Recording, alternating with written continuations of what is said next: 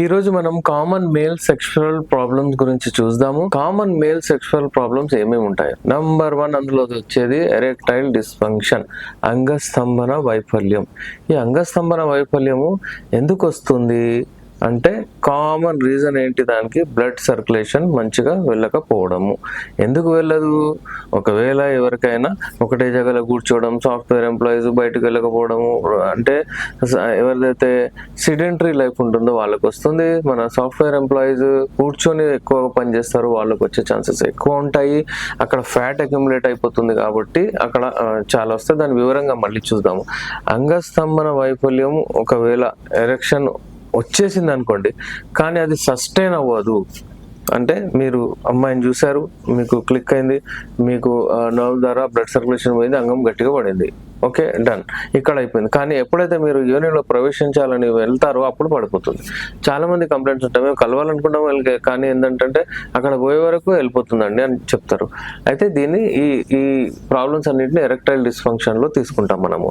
Second వచ్చేసి శీఘ్రస్ఖలనం, premature ejaculation, తొందరగా వీర్యం వెళ్ళిపోవడము, ఆలోచించగానే వీర్యం వెళ్ళిపోవడము, లేకపోతే యోని దగ్గర వెళ్ళిన తర్వాత వీర్యం వెళ్ళిపోవడము, లేకపోతే యోనిలో ప్రవేశించిన తర్వాత 2-3 స్ట్రోక్స్ లో వీర్యం వెళ్ళిపోవడము, ఇలాంటి ప్రాబ్లమ్స్ అన్ని మనం అడ్రస్ చేస్తాము ప్రీమ్యాచ్యూర్ ఎజాక్యులేషన్ శీఘ్రస్ఖలనంలో. శీఘ్రస్ఖలనం అంటే 1 minute లేకపోతే 3 minutes లోపల ఒకవేళ వీర్యం వెళ్ళిపోతే దాన్ని శీఘ్రస్ఖలనం అంటారు. శీఘ్రస్ఖలనం ఎప్పుడైనా సరే మైండ్ ని అంటే డిప్రెషన్ లోకి తీసుకెళ్తుంది.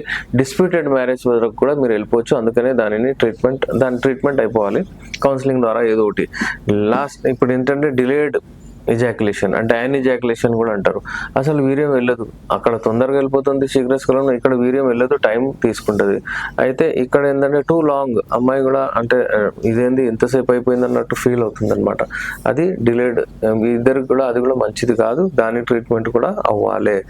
లాస్ట్ ఏంటంటే లో లిబిడో, అస్సలు లిబిడో రాదు, అసలు కలవాలనే ఆసక్తి ఉండదు. ఎందుకంటే టెస్టోస్టెరాన్ హార్మోన్స్ తగ్గిపోతాయి బాడీలో. ఇదైతే టెస్టోస్టెరాన్ హార్మోన్ ఏదైతే ఉంటుందో కింగ్ ఆఫ్ హార్మోన్స్, అది బూస్ట్ అవ్వాలి, అది బాడీలో ఉండాలి, అది రష్ ఉంటే హార్మోన్ మీకు కోరికలు ఎక్కువగా వస్తాయి. ఈ కామన్ ఇవి మేల్ ప్రాబ్లమ్స్ ఉన్నాయి. దీనికి ట్రీట్మెంట్ చేయించుకోవాలి, దీన్ని నెగ్లెక్ట్ చేయకూడదు. ఉండేవి పెద్దగా అయిపోతాయి. ఇలాంటి ప్రాబ్లమ్స్ కొరకు మరిన్ని అప్డేట్స్ కొరకు చూస్తుండండి.